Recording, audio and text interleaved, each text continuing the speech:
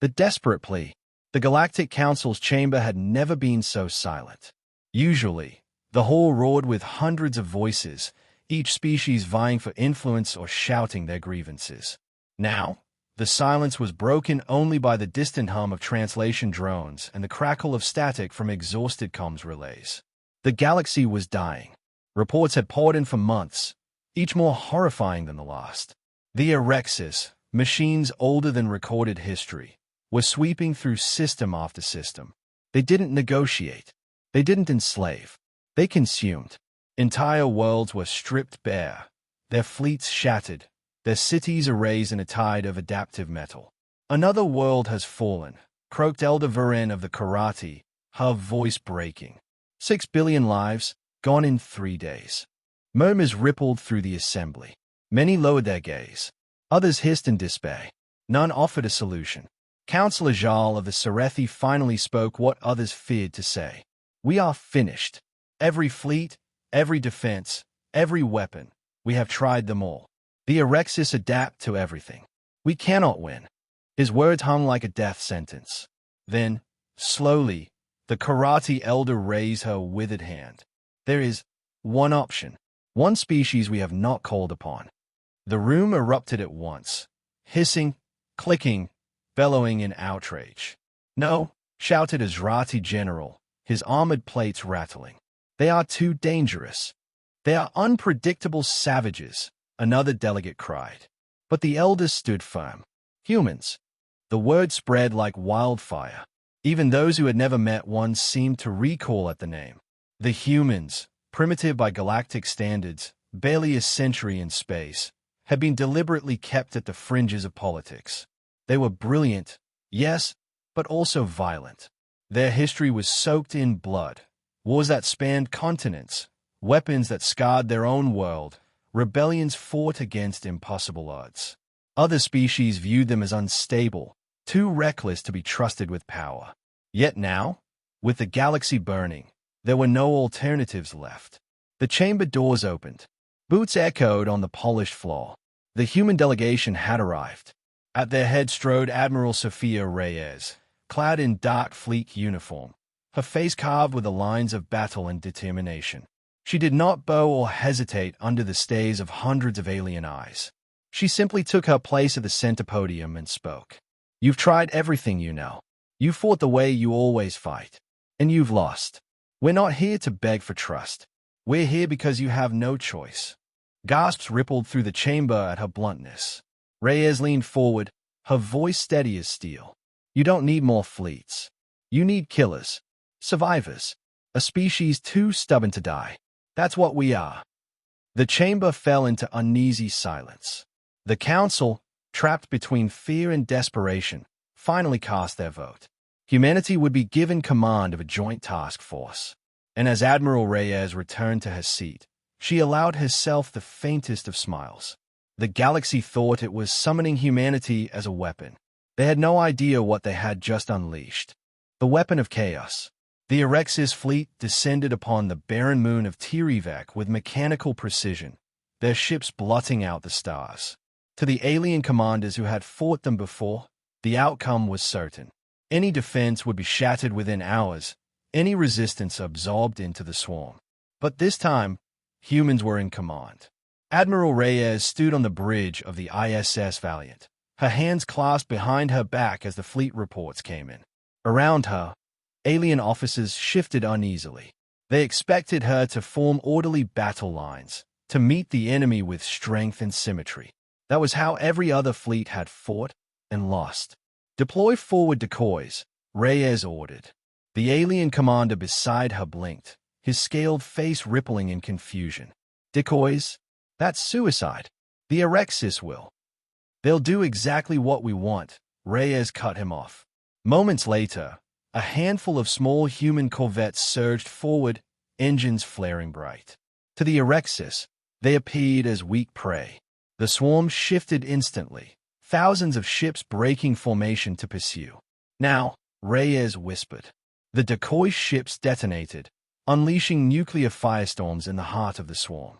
The blast vaporized hundreds of Erexis drones, but more importantly, forced the swarm to adapt. Its formations shifted, its algorithms recalibrated, leaving gaps where none had existed before. Strike groups. Cut through the holes, Reyes commanded. Human and alien vessels alike dove into the breach. Railguns and plasma cannons roared. The aliens aboard the fleet gasped as they realized the humans weren't just fighting. They were manipulating the enemy, baiting them, bending their responses into predictable chaos. The battle raged for hours. Humans turned asteroid fields into weapons, detonating charges that sent rocks hurtling through enemy lines. They lured Erexis warships into gravity wells, sacrificing their own vessels to drag enemies into the abyss. Every tactic was desperate, reckless, and devastatingly effective.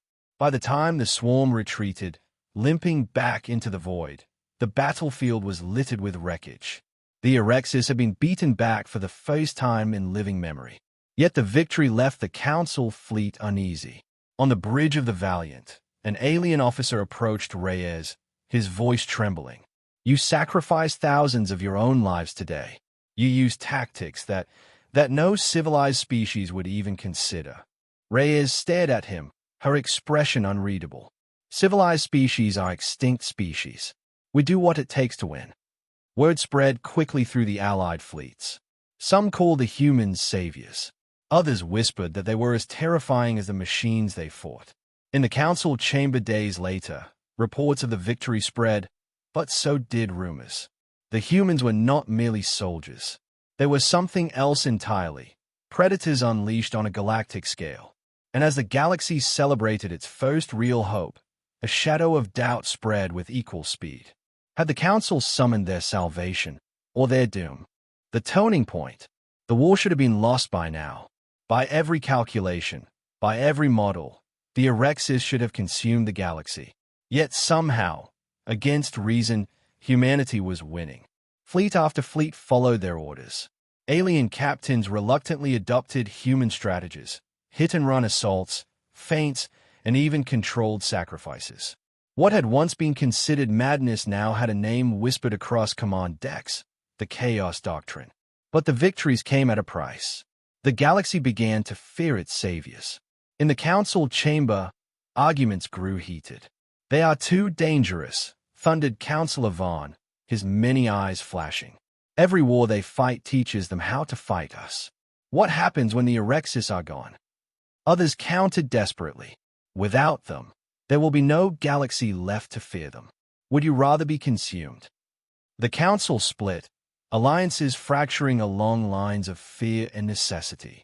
Meanwhile, Admiral Reyes prepared for the next campaign. Intelligence revealed an Erexis staging hub hidden in the Drelith Nebula. If destroyed, the swarm would lose its forward supply chain, buying the galaxy precious time. Reyes assembled a joint fleet, dozens of species, hundreds of ships. But when the battle began, something was wrong. Reinforcements promised by the Council never arrived. Human ships were left stranded, outnumbered 5-1. The Erexis came in a tide of silver fire, surrounding the fleet. Panic rippled through alien commanders. They've abandoned us, Reyes muttered, realization dawning. This was no mistake. The Council, or at least part of it, had betrayed them. On the comms, officers begged for retreat. Reyes shook her head. No, if we run, we die tired. If we fight, we might just make them bleed. Her orders were brutal, brilliant, and utterly human. She ordered ships into suicide runs, detonating reactors at point-blank range. She flooded the nebula with electromagnetic pulses, shorting out friend and foe alike. She even used her own flagship as bait, drawing Erexis capital ships into the kill zone of hidden mines.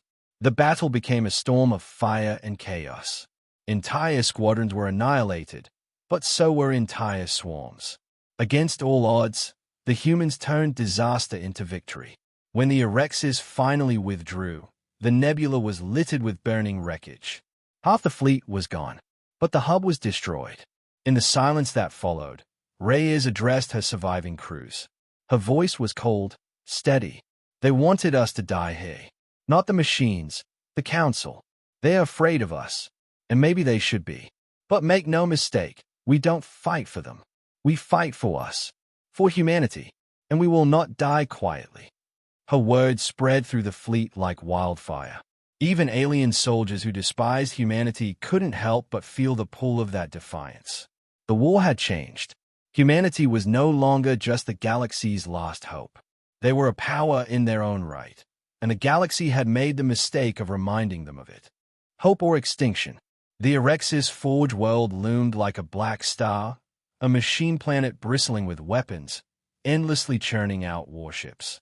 Entire fleets had vanished trying to breach its defenses. Now it was humanity's turn. Admiral Reyes stood on the command deck of the ISS Valiant, staring at the monstrosity on the view screen. Around her stretched the largest fleet ever assembled. Ships from 100 species, united under human command. Some came willingly. Others came only because survival demanded it. "This is it," Reyes said quietly. "We cut off the head, or the galaxy falls." The order was given. The armada surged forward. The Erexis responded instantly. Waves of drones poured out from the Forge world, forming a living wall of steel. Laser fire lit the void. Shields flared, hulls cracked, ships died by the dozens. Humans fought like demons.